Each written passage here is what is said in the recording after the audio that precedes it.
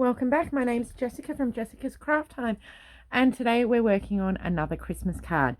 But what I like about this Christmas card is we're actually using the cutouts from the card we made last week.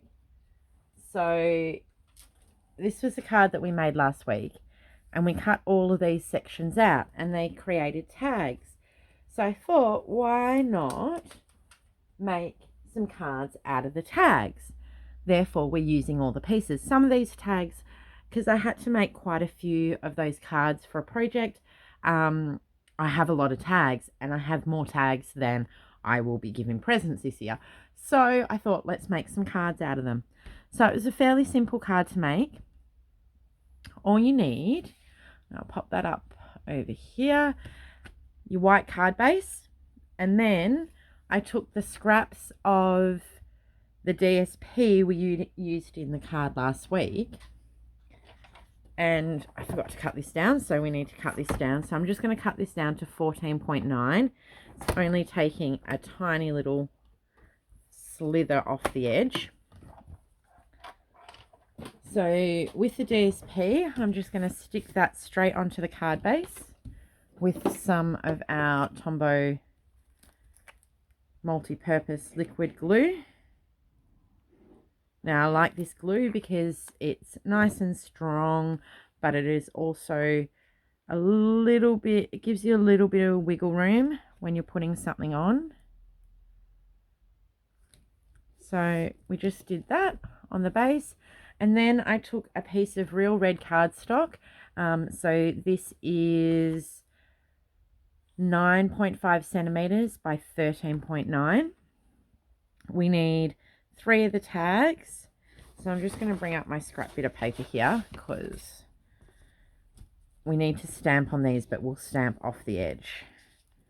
So I've got the 3 different size cards, tags, whatever you want to call them. Just move them apart a little bit. And we're using the same stamp set, Have a Hoot, and I actually heat embossed these. So I'm using the little present owl, and you need your Versamark ink, but first of all, use your buddy. Now this will stop, sorry about the kookaburras.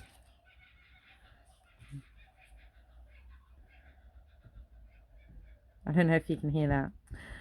Having a good old chuckle out there. The buddy will stop any of the static from the heat embossing powder sticking to areas you don't want it to stick to. Come on, come off. So use your Versamark ink. Hopefully I got him on there. Make sure you put your lid on, because I didn't the other day and I got embossing powder on it. And then I'm just using our black embossing powder. I do have it in a different container, just because I find a bigger container easier to use.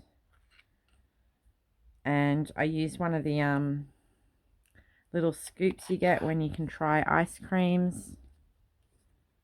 And I've already spilt the powder everywhere. I like the bigger containers because you can just, you don't need an extra bit of paper underneath unless you spill it everywhere like I just did. Can't pick it up. So just scoop your powder on and tap it off.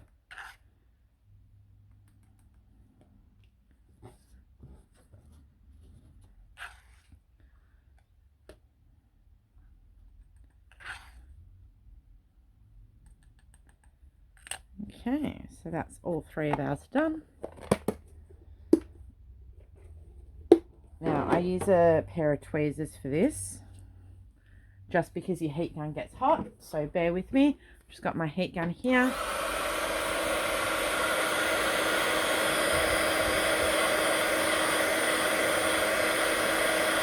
So you just want to go until the powder changes colour and melts.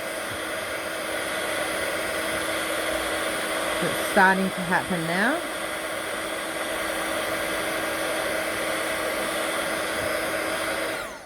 So that's one. Whoops. You don't want to touch it when you first do it because it's still very hot.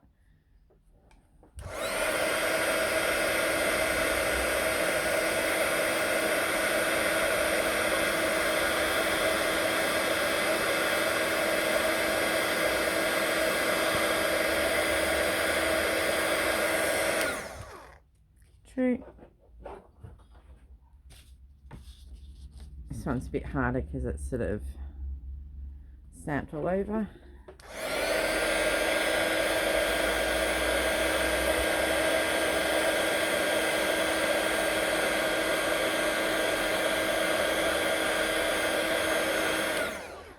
And that's our heat embossing done.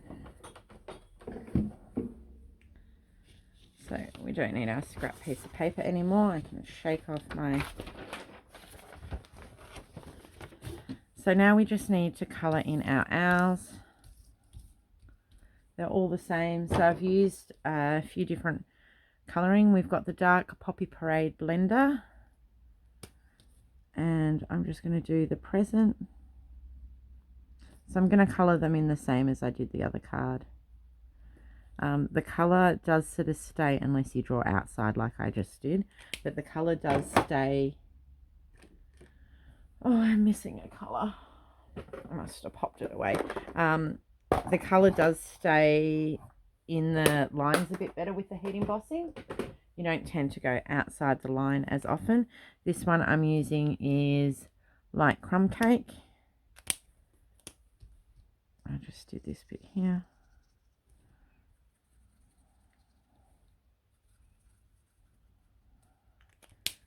And then I used the light soft suede.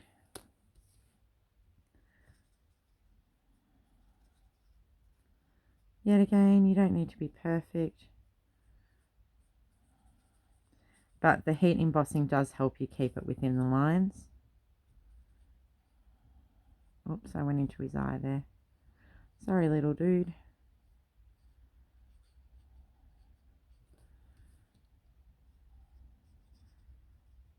Oh, I did it again. I keep forgetting that that eye is actually... I'm going to have to colour in both sides, just so they look the same. I forget that you're not meant to colour in there. Well, you can. Or outside the line, but whatever. Then I used the dark soft suede for the, like, what do you call them? Claws, feet. I used the light old olive to do some green in the branches. And I don't have another darker... Oh yeah, you got a branch there. I don't have a darker brown, so I'm using my water pen, early Espresso. I probably need to sharpen this, but... Do you reckon I can find my sharpener? Oh, there it is. I'll just sharpen this. Because I've got the heat embossing, it's such a small section. Oops. To get down into that little gap between the heat embossing. And then I use my blender pen just to go over the branch, just so it's, because these are a watercolor pencil. Then just write off on some scrap paper until your pen comes clean, so you don't have ink on it.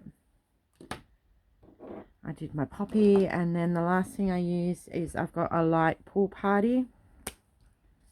And I actually just went over the back here, not very dark.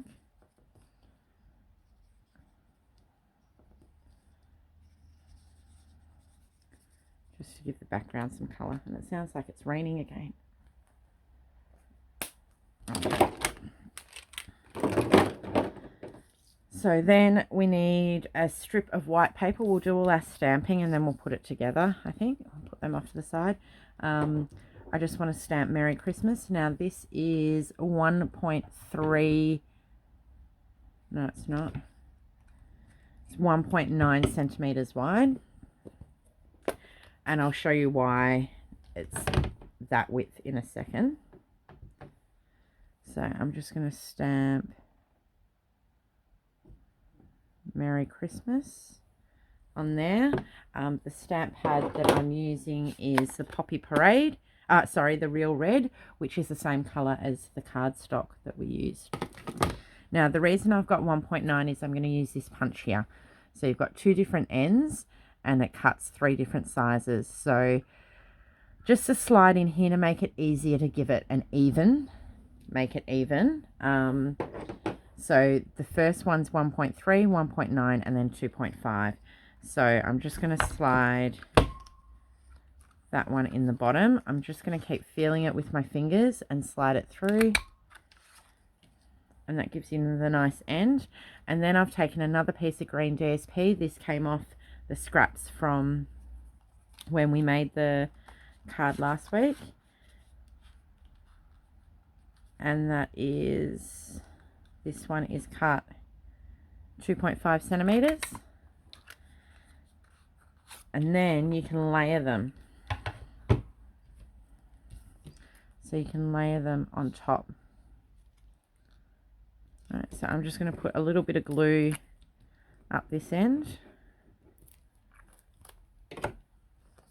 I'm going to layer that where I want it. Center it as best I can. This is where the liquid glue is really good again. You can reposition it a bit. And then I'm just going to trim it. I like to layer them together and then trim it. And then you get a nice even flat edge. If you try and just meet them up, then you tend to you've just got to play with it a bit more. The last thing we need is some baker's twine. I'm using this one here, but you could use whatever ribbon. This is Night of Navy. I'm pretty sure it's a discontinued, but that's all I had, so that's what I'm using. I'm just going to wrap it around 3 times and give myself some extra.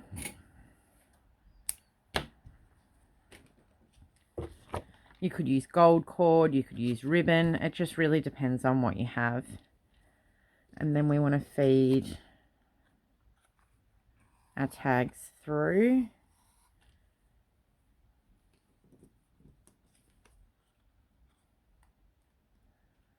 That's going to come through. I just twist it again. I hope that, yeah, that's going to go. This one's a bit harder because it's smaller. Okay. So now we just need to pop it all together. So I turn my cardstock over. I'm going to start up in this corner. I just used our tear and tape. And I just want to put a little bit on the top here. Peel that off. And I want to start with the edge, the one that I have the smallest tag, because I want to go smallest to biggest. Just roughly place that and see round about. I went down on an angle, so I know that I want my tape about here. It's not perfect. You could line them up, you could measure it out. If you've been here long enough, you know that's really not my thing. It's not my jam.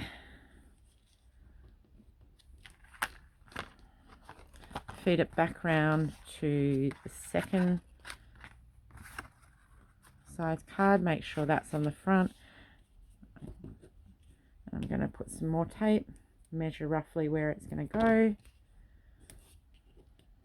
The tape will just hold the twine in place. I am going to pull it a little bit just so that it's quite firm on the cardboard. You don't want to pull too hard because you'll bend your cardboard. Probably needed to go up a little bit there. Come on, flip around. Play nice. I'm going to take my last bit. I've probably gone a little bit too diagonal on the back here, but that's okay. They'll work for us. I'll just put some last tape on to secure our ribbon. Then we can play with them at the front and get them in the right spot. Trim off any extra.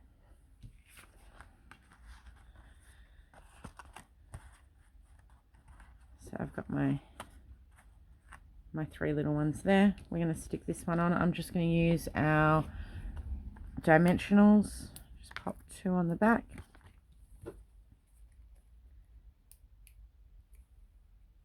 Come off. And I'm going to line this up. I might go down here this time. Line it up the best I can with the edge. And then I've got these iridescent pearls. And I'm just going to pop 3 of them. I like to, come on. I like to keep it to odd numbers when I do things.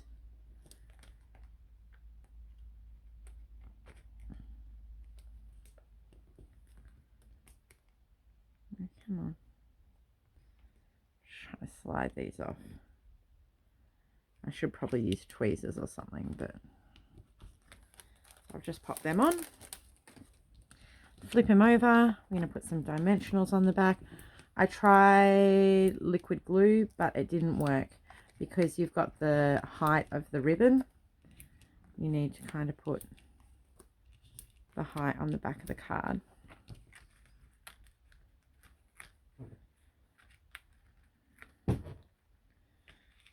And we are almost complete. Just get all these little bits off.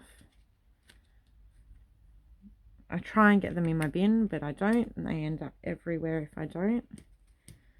So I like to take the time to get them, try and get them in the bin at least.